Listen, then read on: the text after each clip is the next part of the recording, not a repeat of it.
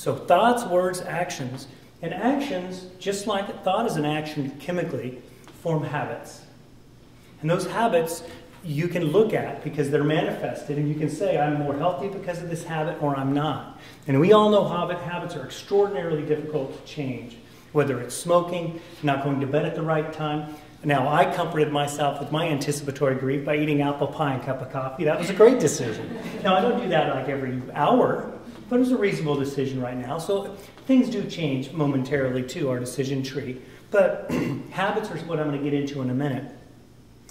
And then I take it one step farther from that philosophical statement, which you read in philosophy books from 2,500 years ago, have these same concepts of things starting with thoughts and then manifesting into actions, habits, and then what I consider destiny. Now, a lot of people feel that a path is laid before them that they have nothing to do with. And I'm not challenging your sense of spirituality, but you are given choice, whether we acknowledge that or not. To throw destiny to the wind is frivolity.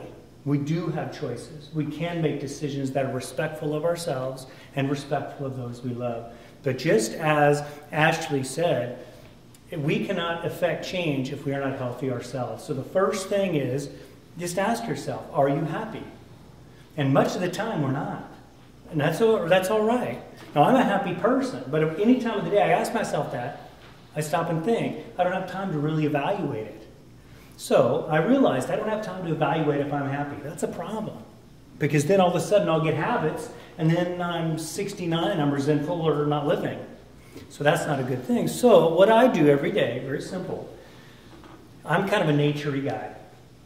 My developmental years and my thoughts were spent alone, hiking, whether it be the Pacific Crest Trail or the John Muir Trail or climbing a rock or traveling in the Southern Alps. I was alone on purpose. Not because I was dangerous to others, but it was my vision quest, right? So to speak. I wanted to meet people and love seeing them.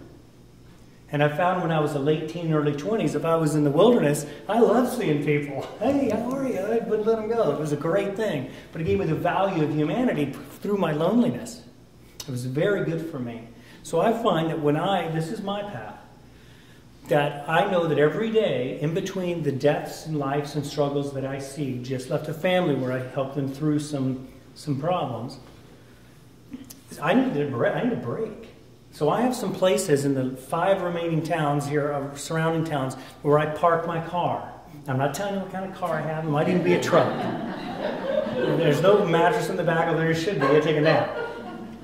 But the reality is, I find places to park. I have 2 or 3 awesome oak trees that I park by. I know I'm getting called. I know somebody needs me.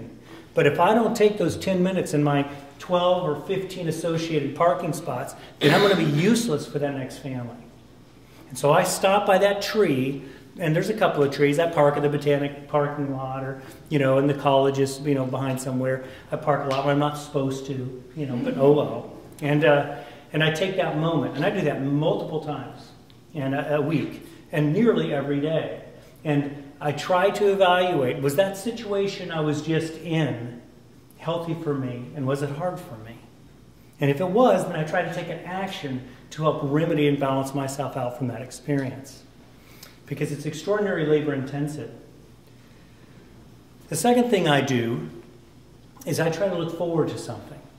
The future is nice, right? Now, when we're young, everything's about the future, everything. And it becomes different when you get older because most is about the past. So as we get older, we realize we're more controlled by resentment than hope for the future. And when you're young, sometimes you're too busy to worry about it. You're just pushing everybody out of the way, and that's okay.